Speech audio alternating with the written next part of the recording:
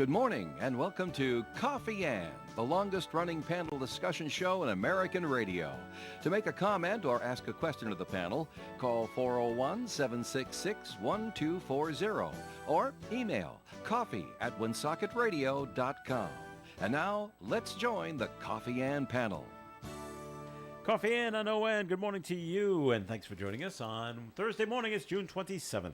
I'm Joe Callahan, and at the Coffee Ann table, we'll say good morning to Sue Tessary-McKenzie from the Blackstone Valley Call-in-Times. Hello, Sue. Good morning. And Attorney Bob Lauder. Good morning to you there, Bob. Good morning. And I'm yes. amazed with the vigor with which you tore up my application to be music director on this radio station. Because after the Eleanor Roosevelt rag, Yeah. and I love my car, I thought I had a real chance of getting in here. Work on it. Okay. We're going to be joined from the Woonsocket Police Department, Deputy Chief Tom Calora will join us on the Coffee Ann program a little later on this morning as well. So, Bob, did you enjoy yourself at the victory parade for the Boston Celtics? I'm sure you went. Well, you know, I was really You and intending a to be million there. of your closest He friends. camped out the night before.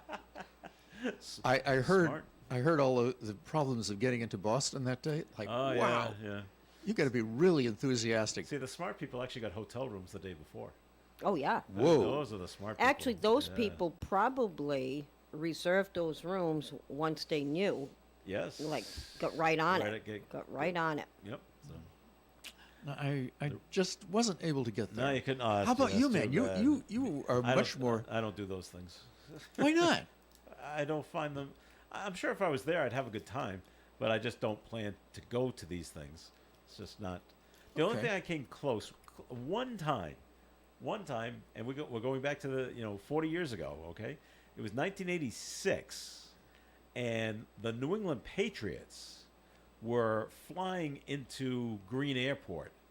They had just beaten the Miami Dolphins, and they were going to the Super Bowl. So we were at Green, along with 1,000 of my closest friends, to greet the airplane. But we didn't know what time it was coming in. Oh, Jesus. And so I was there for an hour or two. And I don't know when it was coming. He said, and it's January.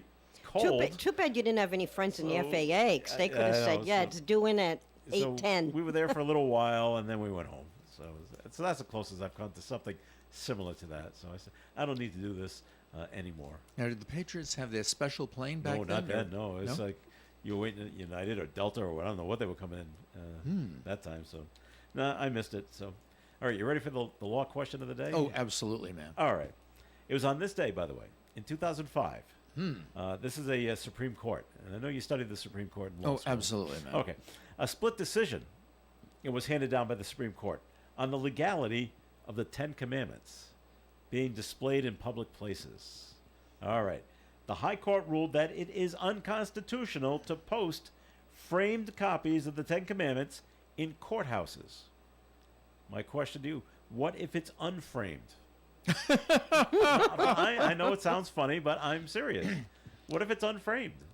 I would imagine, due to 'Cause it the says 2005 decision, it would still be unconstitutional. But why is it worded framed copies? I think that probably means something that was permanently on display, as opposed to Oh, somebody like a scotch flyer. taping Poster. it up A flyer. on the Yeah. wall or something like that. Okay, all right. But I think that also is going to be part. That was a split decision. The court is probably more conservative now than it was in 2005, and yeah. I'm definitely sure that the statute in Louisiana is going to be appealed to the Supreme Court eventually.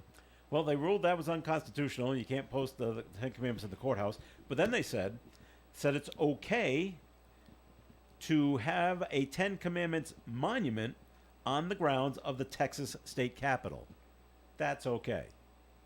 Part of the distinction between the two rulings is based on the intent of government officials and whether the displays conveyed a religious message. Correct? So one's okay, but one's not. So the framed copy is a religious message, but the monument isn't. Well, they may have thought that by the time people get to the State House in Texas, there's no hope for them anyway. Maybe. All I have right. no idea. All right. You can't get one of the justices on the phone and say, "Hey, it's Bob. Give me a call." I don't think they'll call me back. No, No. no. You know, speaking of Oh, well. monuments in Washington, what about I believe it was the Lincoln wax figure? Yeah.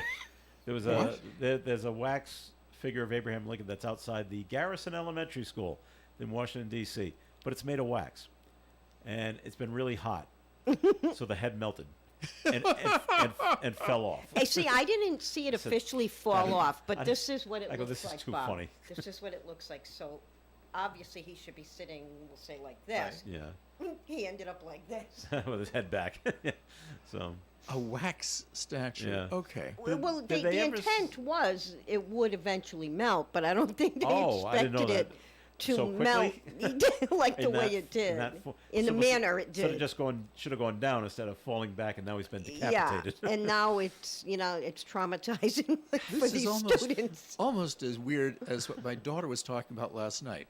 We're planning a trip to the UK later this year, and part of the trip is going to be in Ireland, to the city of Cork. Well, the city of Say Cork, hi to my family. They're from Cork County. They are? Yes, they. then they probably are aware of this. There's a butter museum in Yes, Cork. there is. Yes. Yes.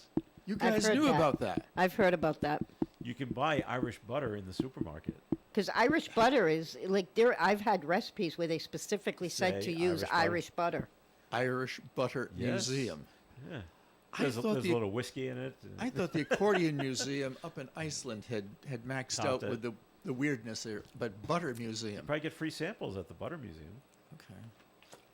I used I to don't like. know. Yum. I don't A little know, bread. Joe. Yep. Your whole family comes from a town where the Butter Museum is the highlight of culture. Well, that's why some of them got out. That There's Whoa. more. We're going to the U.S. And they did. They said Providence looks really nice, so they went. That's where my father's side of the family settled. good, good. My mother's side, they came from England, and they settled basically in Fall River. And my mother's side, terribly racist people. Really? They didn't like the Irish. No, they didn't like the Portuguese. Oh, Way too many of them in Fall River. So they went out and they went to Pawtucket. okay. And I was told that. Why'd you leave Fall River? Doesn't too many Portuguese Portuguese, have Pawtucket have a pretty Wow. high Well, Portuguese? Eventually, yes. Yeah. Ironically. I know. That's why I'm like, wait a minute, hold But back on. then, in the 1920s, Yeah, things were not very not so different. much. Yep. So, all right. Anyway, moving on. The declaration phase for political office has closed here in Woonsocket. They had 3 days. People had 3 days. Bob, Bob's name's not on this list. So Well, Bob, you you didn't missed take it. out. You didn't take out your declaration papers. It's under an assumed Assume name. no. I'll try to figure out which one it is. But people had 3 days. I'm sorry, to get to City Hall to take out their declaration of papers. They got to get their signatures now to get them back by mid-July or so, and then if you get the right signatures back, you get the correct number, you get officially the right people have signed them, then you'll be on the ballot. All right. So here we go. 5 people have taken out declaration papers to run for mayor. Okay. They are in the order that they took them out. This is the way the Board of Canvassers does it. They don't do it by not alphabetical or, all right, well, you're already the mayor, so you go to Right. the top. They just go by who did it first. So here we go. It's Keith Harrison, Christopher Beauchamp, John Ward, Michael Warner, and Paul LeBon. 5 Okay. right now. So we'll see if all 5 bring back their papers. All right. On the for City Council, quite a few. Christina Fox, Valerie Gonzalez, who's already on the council, Shabazz Raha, Damon Flynn, Ricky Chevalier, Christopher Mellon, who ran to be on the City Council during the special election last spring, Michael Dubois, Roger Gillette, who's been on the council, Michelle Stabor, Dan Gendron, who's on the council, Robert Morrow, who's been on the council, Denise Sierra, who's also been on the council, David Susi, who's on the council now, Sharon Harmon, and Jim Canoyer, who's been on the council in the past. So those are the people that have taken out their papers to be on the Woonsocket City Council. 5 people have taken out declaration papers to be on the Woonsocket School Committee. They are the 5 incumbents. Nobody new took out papers to be on the school committee. So we have Paul Bourget, Alan LeClaire, Lynn Kapiskas, Donald Burke, and Amy Costa. When you get back to the city council, Yes. I cannot picture the members of the city council right now. But other than John Ward, who's moved from being a councilman to trying to be mayor, is there anybody on the city council now who did not take out papers for re-election? Well, yes, because there are some that are running for other seats. For Okay. example, Garrett Manseri is on the city council. He's now trying to be a state rep in District 51. Oh, He's going to okay. go against Bob Phillips. Brian Thompson is on the city council right now. He has taken out papers to be senator, U.S. Senator in District 20. He's on the council now. He's moving on to that. Okay. The only other person that didn't take out papers that's on the city council now and not running for something else, Scott McGee. Oh, okay. Everybody else is running for city council again. So there you go. On the statewide level, in state rep in District 49, we have John Brian and we have Michael Disney running against each other. They're both independents. For state rep in District 50, we have Douglas Allen and Steve Casey against each other. Doug Allen is the independent. Steve is the Democrat. District 51, we mentioned Garrett Manseri and Bob Phillips are both Democrats, and I believe that's everybody. Oh, in Senator in District 24, we've got Melissa Murray, the Democrat, and the Republican Craig Lockacher. So we got some battles. We got some races Yes, coming up if everybody returns their papers. And the big thing is, because it was what we were talking about most of the week, is former Mayor Lisa Baldelli Hunt. The rumor was she was going to take out papers and run against John Brian, and that did not happen. Channel 10 and Channel 12 both did a news story on her, saying she's ready to go, and but she was waiting for, according to the news story, said she was waiting for clearance, medical clearance. And she was Yeah, gonna I get got that something in the mail. on Tuesday. I got Yeah. something in the mail. And maybe she didn't get medical clearance, and said, "Okay, that's it. Let's wait for the next cycle of, your of health, elections. your health So should come first. It should, and so she's not on here, so she will not be on the ballot this coming fall. All right, so that's how things will shake out there for the Are you going to be political. sitting glued to your television tonight at 9 o'clock? well, watching the debate? I wouldn't say glued. It's tough. There's no Red Sox game, so I might just have to tune in for the debate. I'm going to see if I can try and do it. We'll have it on CNN, and then I'm going to get my phone out and going to go to Twitter or X as it's called, because that's where Robert F. Kennedy is going Yes. to be doing the debate against those two guys, but he's going to be on X. And he's going to be answering the same same questions I said, But- "Ooh, I like this idea." live. I think it's kind of I wasn't aware of that. Yes. Yep. Well, he couldn't get onto the stage. Right. He was trying and trying and trying, but there are rules or whatever it is. You're not on the ballot in enough states, and your percentage points are not high enough, so we're not letting you on. So he's going to do it differently here. So what'll be interesting, Sue, will be the ratings. Right. How many people are watching X as opposed to how many people are tuning into CNN? Or how I would is love the to know those comparison numbers. level? Like how, you know what I mean? Yeah. Like you just said, you'll have the TV on while While watching watching X. it on Instagram. Yeah. So who knows? Could prove interesting. I wasn't aware that Robert Kennedy was going to be doing that. He Great. was trying and trying to get on, so there'd be 3 on the stage, and CNN said, "You just don't qualify." At least that's what that's Okay. what they're saying. Okay, if you're gonna go, he thought he did. He thought he should be there. He was threatening to go to the FEC, Federal Elections Committee, I guess, to try to force his way on. That didn't work either. So the next best thing, Elon Musk is a big supporter of RFK Jr., so that's why he's getting this on X. So we'll see. We'll have to see what the numbers are after the fact to see how many people tuned into which platform. Yep. Now, you're going to be watching, watching this with or without any kind of liquid sustenance to keep you from I may have a water. water? I like that they're shutting off each other's microphones when they talk. That's when they going to give be responses. interesting. Because they obviously aren't going to talk to each other. Oh, heck no. in the like they've done in the past. So it's just okay. Question. Okay, you answer. Okay, you're all done. Mic off. You. Yeah. You're next. Go. You got your minute or whatever you got. So Yeah, they're also sort of chained to the podiums, aren't they? They can't wander around like candidate Trump did when he was running against Hillary Clinton. That was funny that they did that. Saturday Night Live did an incredibly funny send-up of that. As whoever was playing Trump kept walking in front of the camera, which was so funny. But yeah, I don't think they can leave their, not that they're literally chained. But I feel bad, and I brought this up yesterday. You know, the civility in debates has just gone away. You know, the candidates used to come out and shake hands. It just doesn't happen anymore. They dislike each other so much. All right, you know, Trump, you come in from the left, ironically. Biden, you come in from the right. Maybe that switches, and they just walk right to their podiums, and they may nod their head, they may acknowledge the other person, but that's it. There's no. Remember, they used to come to the middle of the stage, shake hands, and then went to their podiums. That goes back to Kennedy, Nixon, and That was just respect. I mean, that's right. And it's you all know, it was. I remember Reagan, Common courtesy. Carter did it back in the day, and it's just it just doesn't happen. So that's too bad. It is. That's where we are in this. I wonder if Day there's and going to age. be any of the memorable sound bites, like Well, there will when be. candidate Reagan said that he didn't want people to hold Walter Mondale's youth against him. And then there was the one, what was it, Lloyd Benson saying, Yes, I guess Dan Quayle. Dan Quayle. You're no Jack Kennedy. Right.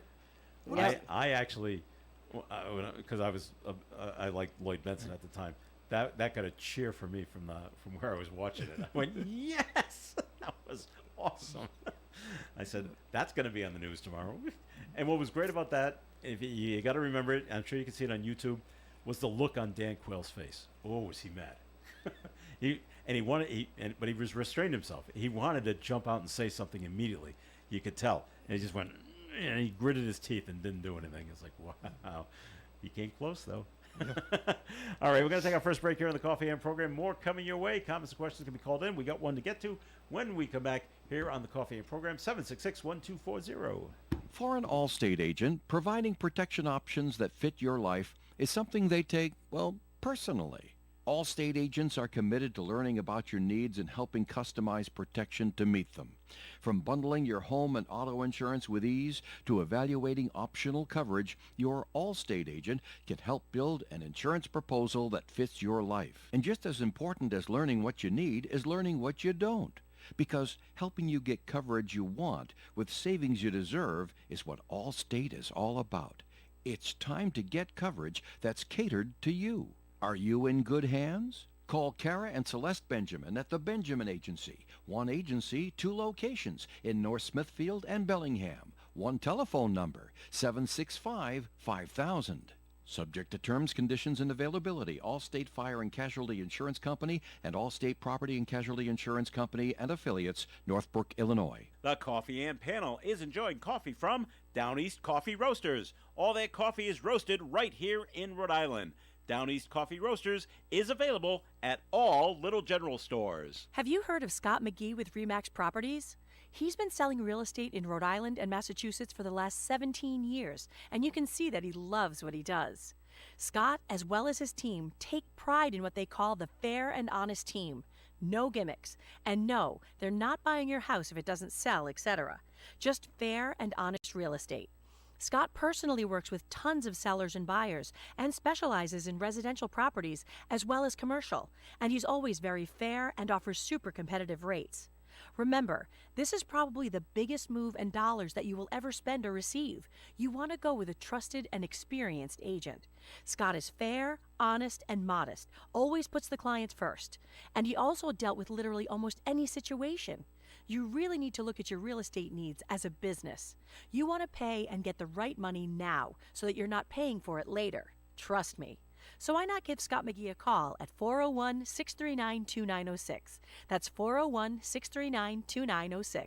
It's Coffee and on ON Radio. Thanks for joining us. Joe Callahan here with Bob Lauder and Sue Tester McKenzie. And Sue, time for our first message from the Blackstone Valley Call and Times. Well, good morning. After hearing Joe discussing all the people running for political office, I just wanted to point out we have some packages created specifically for the political spectrum, and we have flyers that I can email you. They include print, digital, Facebook, email blast. They include a number of different packages to get your message where you want it to be, whether it's based on demographics, geographics, finances, anything at all. We can create that specific package for you. You can give me a call on my cell phone at 401-487-4136 or send me an email, smckenzie@woonsocketcall.com, and Mackenzie is Mackenzie. All right, Sue, thank you very much. We have a note that was called in, 766-1240, on a completely different subject. Shaquille O'Neal, former basketball player? Okay. Shaquille O'Neal, yes, that Shaq is hitting the market soon with his third musical rap album. Great. Third, yes. And the person says, well, they're not a big Shaq fan. Just says, oh my, how ridiculous and insulting is this to the world of yesterday's musical geniuses, like Elvis and Sam Cooke and John Lennon and Roy Orbison and James Brown, and on and on and on. But not you, Taylor Swift. You're part of the crumbling deterioration of today's music. Not a big I would imagine Shaquille O'Neal rap this fan. person may be right up there with me when it comes to the Eleanor Roosevelt rag. Thinking that's brilliant music. Well, I was sort of surprised to hear it this morning. All right. Well, if there's a album company out there, music record company wants to produce your album and put it out and think they can make money, okay. Well, if this is his third album, his Yeah, first must have two sold must have okay. sold well enough for the producer to say, yeah, let's go with a Let's third. do a third one. Yeah. Great. Somebody out there appreciates his work. You know, It he doesn't was necessarily have to be perfect. he also starred in a movie, Okay. Shazam, I think it was called. Yeah, I he was think like that was some it. genie. It didn't do very well. Oh, That's why he hasn't been back in the box office again. But well, I'm trying to think. There was some other movie he was in. yeah. Can't recall. Okay. Okay. So, I will talk about one other thing, though. well, what's that, Bob? I was watching television, watching YouTube the other night, Yeah. and it had sequences from the old Police Squad movies. Yes, with Leslie Nielsen. Leslie Nielsen. And there's one Funny stuff. sequence when he's going into this very morose bar. It's called the Blues Cafe. Yeah. And everything is terrible. The singer is singing about suicide. On the wall, there's a picture of the Titanic going down. There's a picture of the Hindenburg going down. And right next to it, there's a picture of Mike Dukakis. That's pretty funny. All right. Another law question for Bob. You're probably going to say, I'm not sure why. But anyway, a couple of days ago, a humpback whale washed up on the shore on Block Island. Okay. And when these things happen, you call marine biologists, and the closest one is at Mystic Aquarium, and they come down and they do what they got to do, and they take the samples to find. They're trying to figure out how it died. They couldn't figure just looking at it, because sometimes you can tell. It looks like A it got hit bite by a or- boat, yeah. or there's a large bite. And I said, well, maybe it's just got old. They're just trying to figure out. But the question to you, Bob, are why is it against federal law to touch a whale? Like if you and I went down there, we couldn't. You can't touch a living whale. You can't touch a dead whale. It's against the law to just go poke, because we're not scientists. Right. We're just the regular people. So the three of us can't get on the ferry, go down, and take a look at the whale, and go, hey. I don't know if it would It's have against anything the to do federal law. with the possibility of your contracting some kind of Whale disease from it disease? if the whale had died of of anything along those lines. Although there is another YouTube video. Yeah, I spend my time watching these, which is amazing. It takes place in California a number of years back when a whale washed up on the shore, and the authorities at that time decided that they were going to dispose of the whale with dynamite. And they That's not a good idea. no, there's Whale everywhere. everywhere, and it was not the best plan, but the visuals are remarkable. I'm sure. So I just wondered, someone along the way had to come up with, we need a law that says you can't touch living whales and you can't touch dead whales either. I don't know if people are going to try to go fish them out and try to sell. Remember, whale blubber Right. was big back in the 1800s. Sue's got her hand up. What have you found? She does great Sue? research. Well, There are several reasons. All right. Bob, you are correct with one of them, the disease. Okay. And also that they can, now, we're talking dead whales or live whales. Yeah. This is specifically to a live whale. And it also says that they can cause deep cuts and bruises if they thrash about or whatever. Oh yeah. Okay. They can attack. Bacteria. Uh-huh. But my thing is, what if one is tangled in a fishing line? So what you're able to, say, pull the fishing line and cut cut. them out, but not help release the actual fins, tail, Yeah. whatever. So, yeah, but that's what it is. But disease is right up there. But the bacteria can be very, very dangerous. You know, it's a good thing she's works at a newspaper. She goes right to the Right heart, to gets heart the of matter, information right right to away. the source. Okay. Yeah. But yet whale watches are perfectly fine. Right. Well- Obviously, you're not touching them, but they can. But people, the whale can blow out the blowhole and blow stuff all over you on the boat. That's okay. I was, how Bob, you're saying you watch YouTube videos. I watch reels on Facebook, and there was one Same out thing. Yeah. I was watching last night. It was freaking hilarious. So there's a woman that she seems to be the only person on this boat. It's a like a fishing boat, so it's good size and it's flat. You know what I mean? And all of a sudden, a seal jumps on deck, and Jumps on the boat. jumps on the Yep. boat and is just looking at her.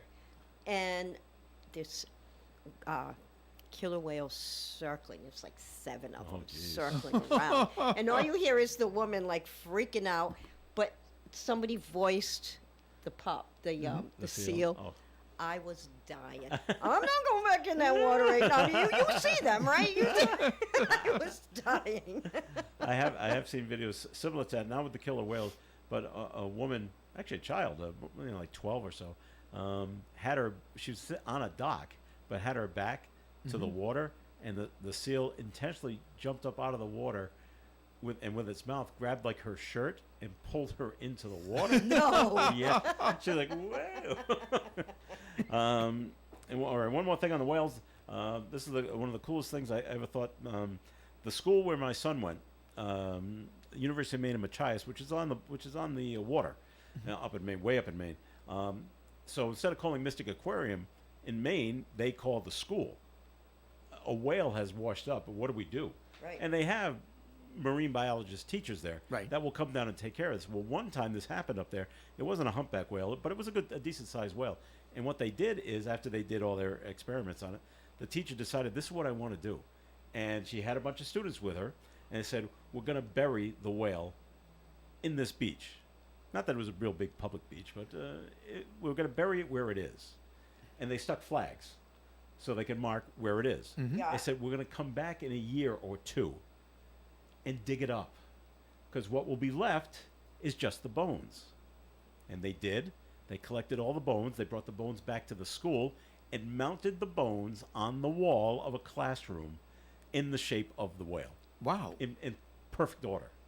And I saw the mounted No bones way. on the wall. I said, that's really cool. Well, that's what they have out in, was it New Bedford Whaling Museum or Fall? They might have that too, yeah. It's either New Bedford or Fall River, and it is interesting to see that. Yeah.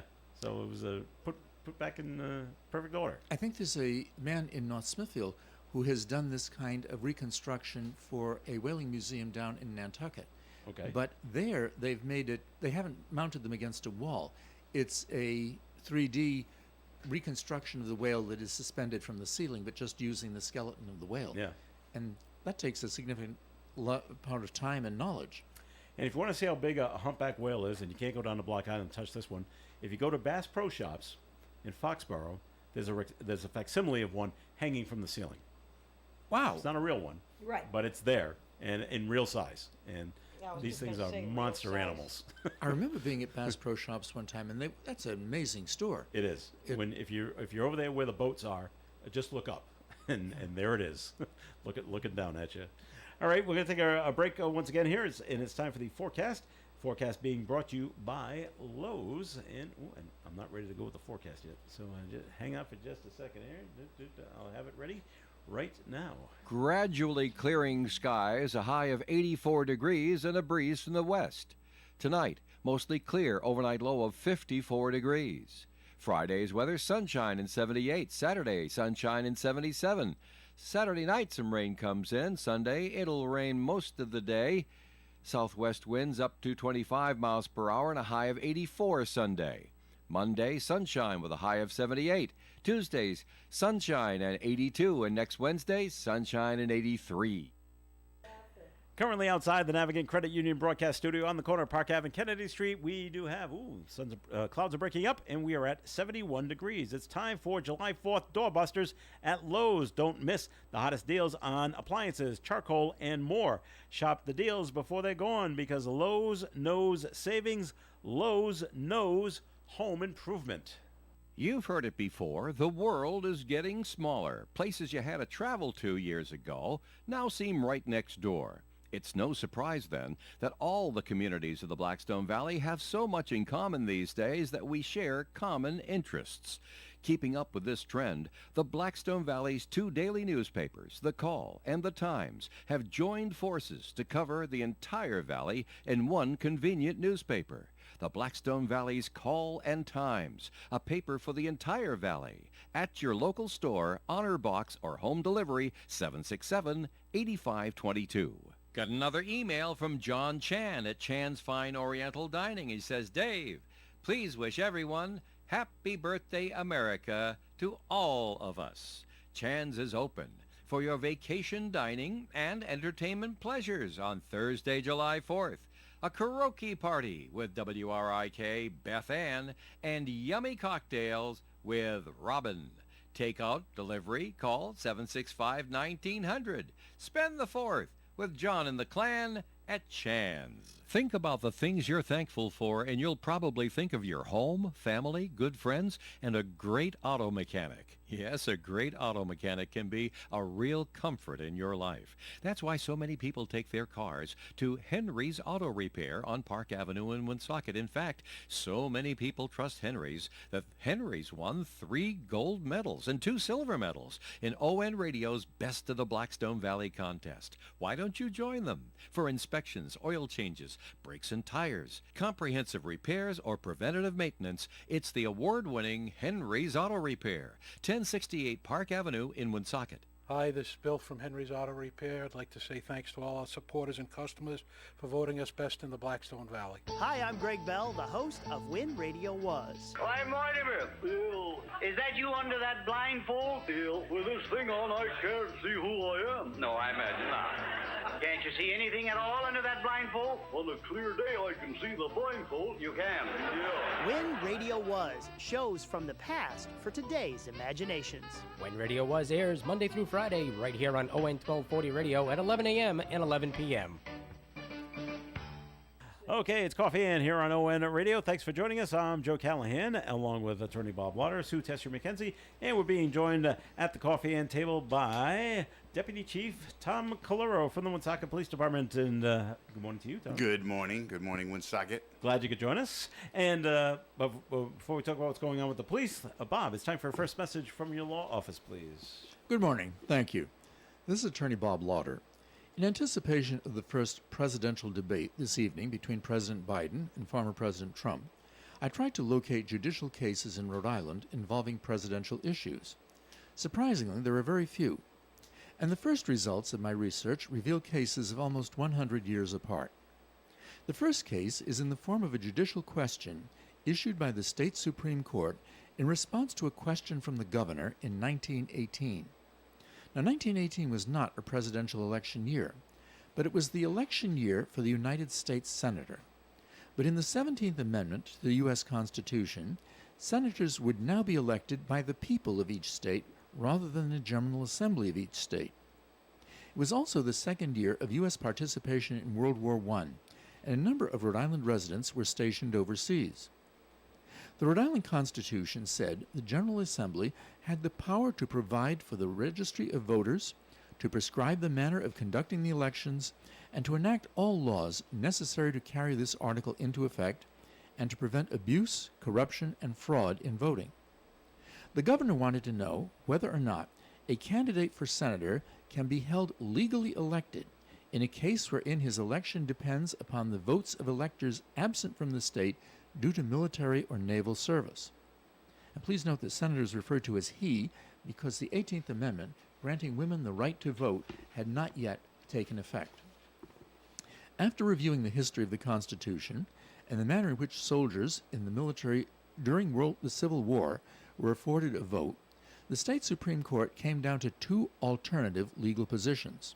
It wrote, A, one legal precedent could be that the federal Constitution, in directing state legislatures to prescribe the time, place, and manner of holding elections, intended to confer that power on the legislators unrestrained by the organic laws of their respective states. Or B, with a contrary view, that as the legislature had been established by the people of each state, the legislature should not act independently and in disregard of the provisions of the state constitution, but in conformity with its law. The state Supreme Court sidestepped the final decision and wrote that whichever of these views should prevail, the courts in the several states have no power to determine, and the state Senate is the sole judge as to which manner will be appropriate. If you'd like to discuss legal matters with me, please contact my office for an appointment. My name is Bob Lauder. My telephone number is 762-4550. And the disclaimer: the Supreme Court of Rhode Island licenses all attorneys in the general practice of law. The court does not license or certify any attorney as an expert or specialist in any field of practice. Thank you. All right there, Bob. Thank you very much. We did have a quick message that has come in, 766-1240, about Shaquille O'Neal and his new album. It says Shaq owns his own record label. So this album is a re-release of an old album from 1996. The producer has nothing to do with it since Shaq is producing the album himself, so it's not really a third album. It's just re-releasing an old album. So just in case you missed it first time around, I'm 25 still years waiting. ago. Hey, now if he really wants to corner the market, Yeah. he does the Eleanor Roosevelt rag on record. I'm sure. All right. So, Deputy Chief Tom Caloro is with us. So, something happened yesterday. I want to know if I could have done anything about it. And it didn't happen in Woonsocket, but it was right over the line in North Smithfield. And I'm going down 146, and we're stopped at one of the lights. And the car in front of me, the passenger, rolls down their window and just drops like a fast food bag out of the window onto the street. I'm like, okay, one, we're littering, but as me as a lay person, do I have any recourse? You in can, that case? yeah, take down the license plate, and you can always call it in. But then how do I prove it? They could just say I'm lying. Yeah, they could. Yeah. Sue's here. Oh, right. I know, but yeah, I didn't have my. Snap a picture.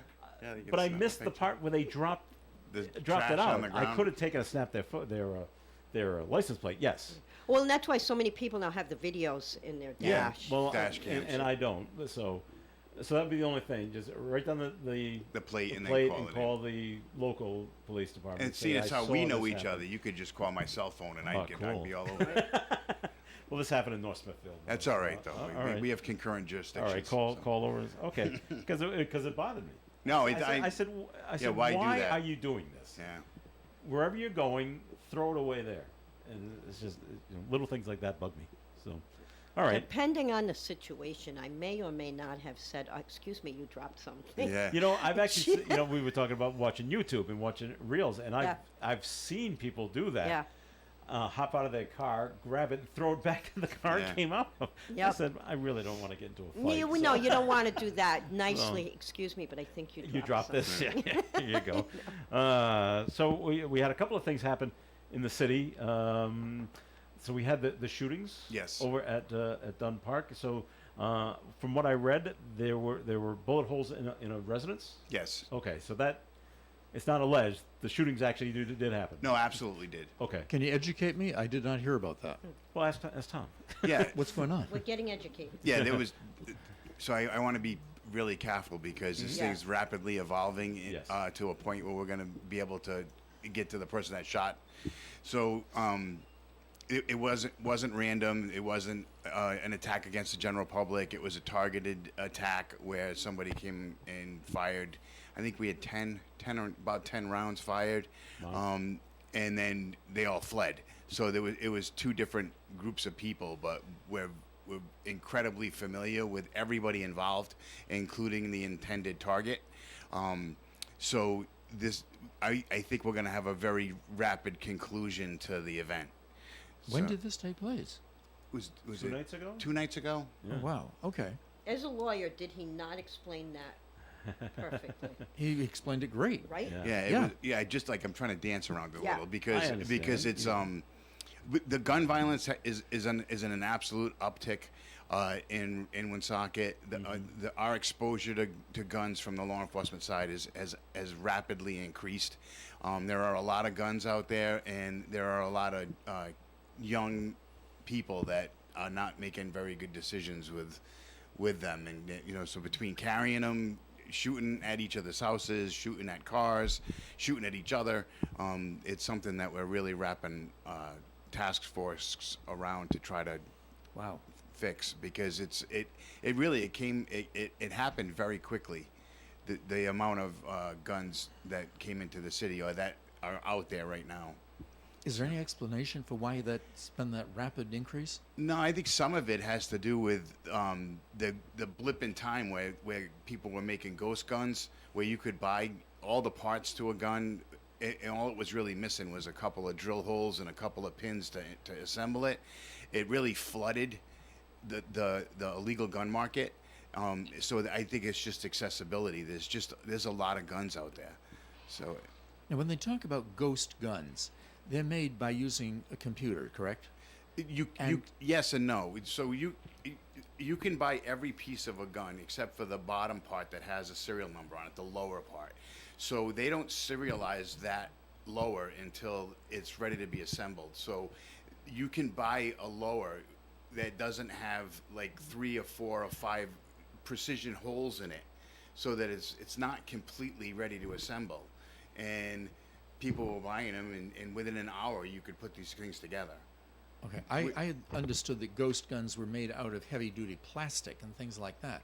And that didn't seem to be a viable weapon if you had a bullet going through a plastic barrel. But these are made out of steel. Some are made of steel, some are made of polymer. So it really comes down to the manufacturing part of it. But you can absolutely 3D image a gun out of a polymer, or you can do it if you have a CNC machine. You can make almost anything. Wow. So it's all that information's out there, and there are a lot of handguns out there, and there are a lot of juveniles in the city. And when I say a lot, we know exactly who they are. There's probably about 12, maybe 14 of them that think they're gangsters and have really, between around the high school and with each other, and social media of course explodes disrespectful things in a second. Right. So it just seems that these things are fueled a lot on a social media side of the house, and then between TikTok and Snapchat and all the other ways that they're aggravating each other, it escalates to the point of somebody firing at somebody pretty quick. Do they film themselves doing the acts of shooting and then putting that video out on social media? Some do. How dumb is that? Well, yeah. Well, it's good for us. Well, this makes it easier yeah, for it's you, good of for course, us. But and then there's astounding. and there's an illusion too that people think these kids think that like Snapchat. Oh, you can only watch it once, and then It's just gone, nothing's gone. Right. Absolutely nothing that you ever do on a computer is gone. Or they think the police is so dumb that they won't check this. Yeah, and on the tech side of the house, we have some amazingly talented computer people, detectives in our department, where we're very, very fortunate, and we're investing money into high level training in software products for downloading phones and things like that. So this can put a lot of people in jail. The phone, you're right. All right, on top of the shooting that happened just the other night, we had there's a story in today's Blacksburg Valley Call-Times about a man arrested over at River Island Art Park for dealing illegal drugs. And like I was talking with Dave before, he goes, what are you doing in the park at 2 a.m.? Yeah. Gee, what do you think's going on? I didn't know the park's closed, though. I thought if... Well, they do. Do they officially? Yeah, close? so you can't. Okay. There is an ordinance in the city that you can't be in the park after dark. Oh, It's any park. okay. With any park, any public park. Oh, all right. I wasn't aware of that. So being there is a reason for somebody Just to to come up stop and you. stop you. All right. Well, this man was arrested. Scott Douglas on Front Street. almost 2.5 grams of methamphetamines and possession of other things as well, other controlled substances, and even had that date rape drug on him as well.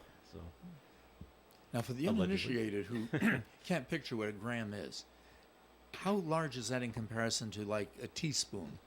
Is that more or less than that, or? Well, and when we weigh it, we Right. weigh total bulk. So it's you're probably that's a mint. Okay, all right. yeah. So Okay. one of these round mints is a gram. Okay. So That's there you easier go. for me to picture than. Mm-hmm. You know, if I got pulled over, see these little packages, I live on these mints. These things might be on Straight my to jail. floor. They might be in my console. Straight to jail. I can To see it. it now. Probable cause to search. Yeah. right Can you there. explain It's this? just it's just from the mints. Yeah. Sure they are. Yes, sure. Could you step out of the vehicle, please? All right, we're going to take a break here on the Coffee and program. So, Bob, it's time for a second message from your law office, please. Thank you. Good morning. This is Attorney Bob Lauder. The second case involving presidential issues, which I'd like to discuss with you this morning, began its path through the Rhode Island judicial system back in 2019, just about 100 years after the first case. This is the case known as A.O. Alpha Bank versus John Doe. A.O. Alpha Bank is a Russian banking institution, and in 2018 it filed a complaint in the 15th Judicial Circuit of Florida alleging that unknown individuals had perpetrated a series of cyber attacks in 2016 and 17 against Alpha Bank and the Trump Organization. The plaintiff averred that it did not know the actual identity of the specific defendants, and it used the fiction John Doe as a designation to serve as a placeholder until Alpha Bank was able to conduct discovery and uncover the actual names of the defendants. Thereafter, the plaintiff requested, and the Florida court issued, a subpoena ducis tecum against a Rhode Island resident. A subpoena ducis tecum is an order to produce documents for review by the inquiring party. The resident did not respond to the Florida subpoena, and the plaintiff then filed the case in the Rhode Island Superior Court, requesting that the court issue a foreign subpoena for document production. The clerk of the court issued the deposition subpoena, and the Rhode Island resident filed a motion to quash the subpoena, alleging that she was not named as a defendant in the litigation, and the actions of Alpha Bank constituted merely a fishing expedition for evidence. Superior Court of Rhode Island engaged in an extensive analysis of the Rhode Island rules of discovery, noting that in Rhode Island, discovery rules are liberal and have been construed to promote a broad discovery of facts. However, the court also noted that the imposition of an unreasonable burden is an abuse of the discovery process and will not be tolerated, and as such, a litigant may not engage in merely speculative inquiries in the guise of relevant discovery.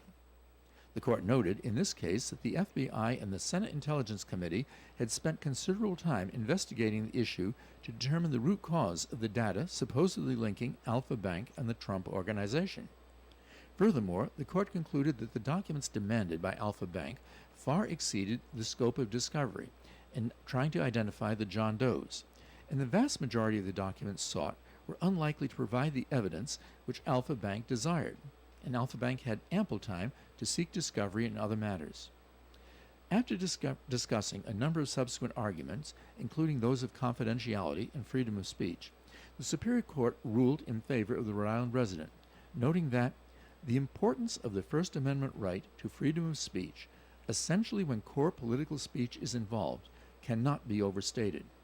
It is probably our most important constitutional act to ensure freedom of political speech. Freedom of speech plays a fundamental role in democracy, and as the court had said, freedom of thought and speech is the matrix, the indispensable condition of nearly every other form of freedom. Thank you. In the event you'd like to discuss legal matters with me, please call my office for an appointment. My name is Bob Lauder. My telephone number is 762-4550. And the disclaimer. The Supreme Court of Rhode Island licenses all attorneys in the general practice of law. The court does not license or certify any attorney as an expert or specialist in any field of practice.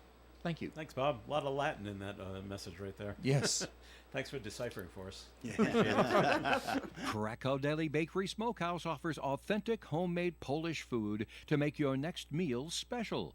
Try our many varieties of hot and fresh pierogies with onions and what they call dirty sour cream.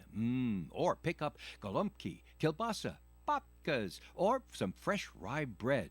We also offer a large selection of specialty and imported foods. Open Tuesdays, Thursdays, and Fridays, 9 in the morning till 6 p.m., Wednesdays, 9 a.m. to 5 p.m., Saturdays from 8 to 5 p.m. It's Krakow Deli Bakery Smokehouse. Follow us on Facebook and learn about our weekly specials. Located at 855 Social Street, Woonsocket, Krakow Deli Bakery Smokehouse has all the authentic Polish foods you love. The 97th Annual Arnold Mills July 4th Parade will kick off at 11 o'clock in the morning on Thursday, July 4th. Starting at the state line between Massachusetts and Rhode Island on Nate Whipple Highway and traveling down Nate Whipple Highway and disbanding at Abbott Run Valley Road. It's preceded by the annual On the Road 4-mile road race starting at 9 a.m. The Arnold Mills July 4th Parade Committee invites you and your family and friends to come and watch our spectacular parade. And please thank our major donors that have made the parade possible this year. Rhode Island Governor Dan McKee, Navigant Credit Union, Blackstone River Theater, Stanley Tree Service, and Bill Murray, former mayor of the town of Cumberland, and RIHEBC.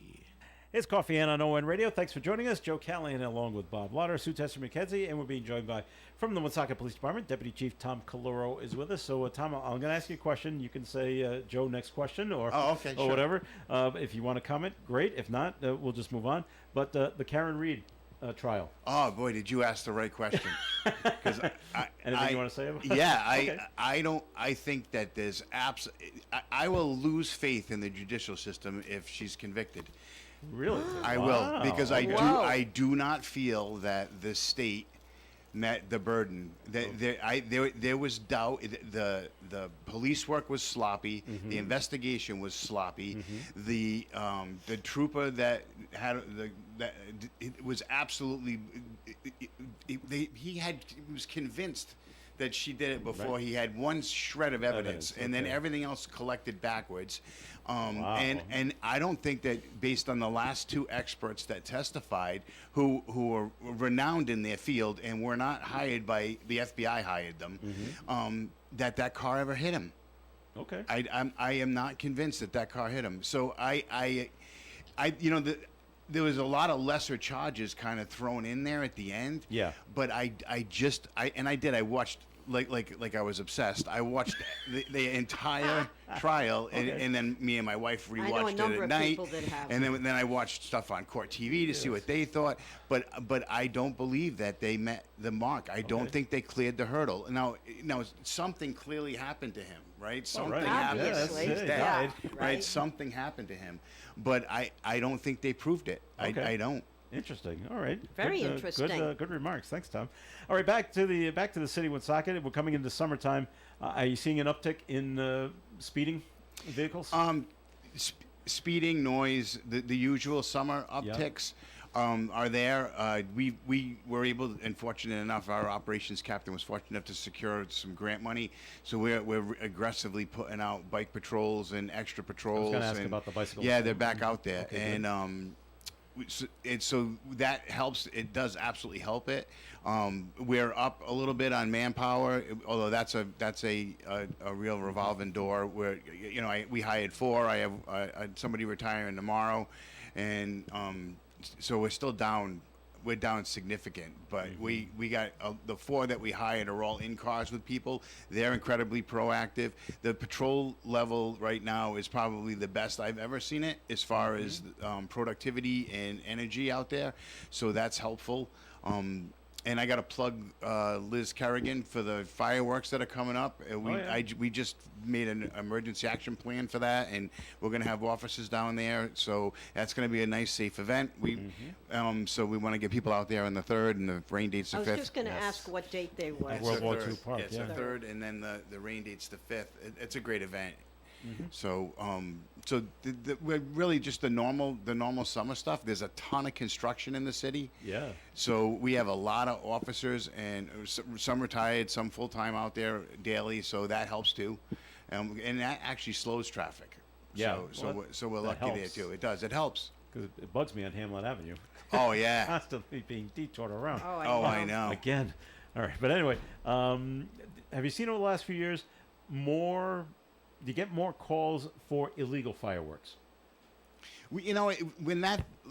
Firstly, I'm not a supporter of the law. I mean, I get why they did it, but it's money. It's money, right? It was just it was a cash grab. Yeah. I'm not a supporter in any way because nobody cleans the trash after. No. They really don't, All right? So Yeah. so we've gone into different places where we get called, we go, and there's just paper and garbage and trash everywhere. What's the benefit to it? Really, what's the benefit to it? And not to mention the kids that get hurt every year from it. But this year hasn't hasn't been terrible.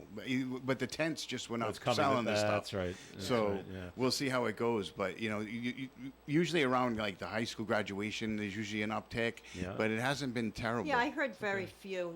Normally So a far. lot more. Okay. What I've noticed this year, as opposed to past summers, maybe I'm just more sensitive to it. You talk about noise. A lot more louder motorcycles. Yeah. In the city. That it reverberates. That noise reverberates. So it there's a lot of people on motorcycles now. Yeah. There really are. So it's just not my imagination. No, it's not. No, Yeah, there's but a lot some of motorcycles places out there. don't allow you to. I know there's a word for it, to add different muffler or whatever it is. Like Yeah. even if you go down to some of the beaches, they have signage that says "Do not," and this is for the motorcycle people. And it's unfortunate, but you know what? You get that one bad apple in every crowd, Oh yeah. and it becomes too Look noisy. how cool I am. We have like Yeah, oh, yeah. we have a between 5:30 and 6:30 every morning that the radio's blasting off of one of the bikes. Yeah. You're still before this technical noise. All right. So what are the what's the feelings in the police department about? It's looking like a new public safety building will be coming. Oh, we hope. I mean, Yeah, fingers fingers are crossed. Yeah, we hope. I know the administration's really supportive of it, and the council is as well. There's a dire need there. Wasn't just me, but a group of us walked through our station, and we walked through the two fire stations that they're talking about, and they're structurally we just have to do something. My station itself needs a new roof. It needs a new HVAC system. It needs all new windows. It needs a new storefront facade. It needs new entry doors. It needs new locker rooms. It needs new plumbing. Jeez. So This is adding up. Which would be fine. I could easily spend $3 million renovating that building. Yeah. And not get anywhere near getting all those projects done. That's just structural stuff. Then you start adding in that we have absolutely no space left for evidence. We have no space left in the parking lot for storage. We have no place left for IT support. So, every time we put in a server, we have where's it gonna go? We're jamming stuff in closets and overheads. Yeah. And now when it rains, we're putting tarps over stuff because It's leaking. It's leaking that bad. The roof is, So we meaning the administration, planning, the council, not we meaning me, big we. We are going to we have to clearly to figure out. Is it a bridge too far? Yes or no? Which I'm hoping it's not. And if it is, what do I emergency repair and how long will that last? But the city needs to realize that building was originally built in '74. It's been renovated a couple of times since then, but we've never added space, right? So any renovation that we've done in that building from the original plans to now have actually reduced space, right? So we've added walls to make additional offices. We've cut in doors. All of that has messed with the air balance of the place. So you can be in one room, it's like a meat locker. The other room's a sauna. So for a police department, it's at end of life. Yeah.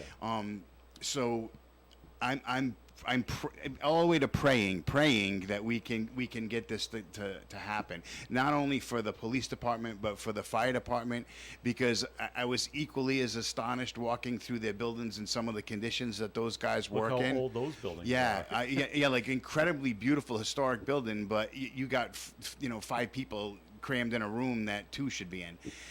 So for them and us, and for for the future, because it all comes into play with a lot of different things. That something that simple even affects our recruiting. It affects our recruiting. It affects our retention. There's an effect to all that. That that we're on top of each other. Our dispatch, down. our dispatch area, although renovated, it was built probably 10 or probably maybe even longer than that, 15 years ago. It is not enough space for the people we have in it because we have combined dispatch in there. Yep. So I'm really honestly to the point of like lighting candles, praying that we can get there. And I can tell you, if we don't get there, it will not be for lack of energy and effort from this administration, this council, and the police chief and the fire chief, because it is all hands trying to get this thing done. So I'm hopeful we can get there. I think it'll Any happen, idea but where it just- might be located? There were 3 potential sites. The one that Tom Caloro, thought was the nicest was, as far as the most fitting, was Boulay Field. Because of where it's centrally located, the things that are around it, that we already own it, so that's really where I believe it should go. The couple of the other sites, some of where we don't own the property on, and the just in that, and which is another reason why, like, renovating the current station, I'm out of space to blow out. I would have to add up, which I don't know how anything's possible with money. I just don't think that it'd be at the end of it wouldn't be worth it. Yeah, could this building support going up? Right, and I just read an article yesterday. The brand new, which to me it's brand new, but it's 12 years old. The brand new Providence Police Complex needs $22 million worth of work. Wow. Staggering. It needs $22 million worth of upgrade work, and that it's 12 years old, and it was absolutely state of the art. 12 years ago. Yeah. Wow. So we're now multiply that times how old the building I'm in is, and you realize that the law enforcement has just changed so much. You have to do something. The city's going to have to do something at some point. It's just going to have to. But I know it's not a great year because there was a tax increase, and I'm not blind to that either, because everybody's money's green, right? And they want to keep it in their pocket. All right. Well, we've come to the end of the program, so we thank you very much for listening, as always, and we thank Deputy Chief Tom Caloro for joining us. Anytime, Thanks. I tell you, just give me a ring. That's great. All right, and Sue, thanks for coming in as well. Thank you. Have a great rest of your week. Thanks to you as well, and Bob Lauder, thanks for Thank you coming very in. much for inviting me. Hope to see you next week. All right, very good. This is Joe Callahan. Have a great day, everyone. Stay tuned for Gary Smith of the crew. Do you remember is coming up next here on ON Radio. I like. Broadcasting live and local daily from the Navigant Credit Union broadcast studio at the corner of Park Avenue and Kennedy Street. This is WOON Woonsocket Radio. And now, the news. The U.S. Department of Transportation has announced $25 million in funding for Phase 2 of the Henderson Bridge project down at East Providence. The federal funding comes from the Rebuilding American Infrastructure with Sustainability and Equity RAISE grant program. In the statement, Governor Dan McKee says receiving the RAISE grant is an important step forward for the Henderson Bridge and Expressway project. He says it'll help make travel safer for those and more efficient for commuters in Rhode Island, and he thanked the congressional delegation for delivering the critical funding. The mayor of Providence, Brett Smiley, says Providence will host the U.S. Conference of Mayors annual meeting in 2027. It's a ways off, but the mayor says he's thrilled to have the opportunity to welcome his fellow mayors from across the country to Providence to experience all that the capital city has to offer. The 95th annual meeting is expected to bring nearly 200 mayors to Rhode Island. NBC News Radio. I'm Michael Kastner. The presidential debate between Democrat Joe Biden and Republican Donald Trump is finally here. The 90-minute debate is slated to begin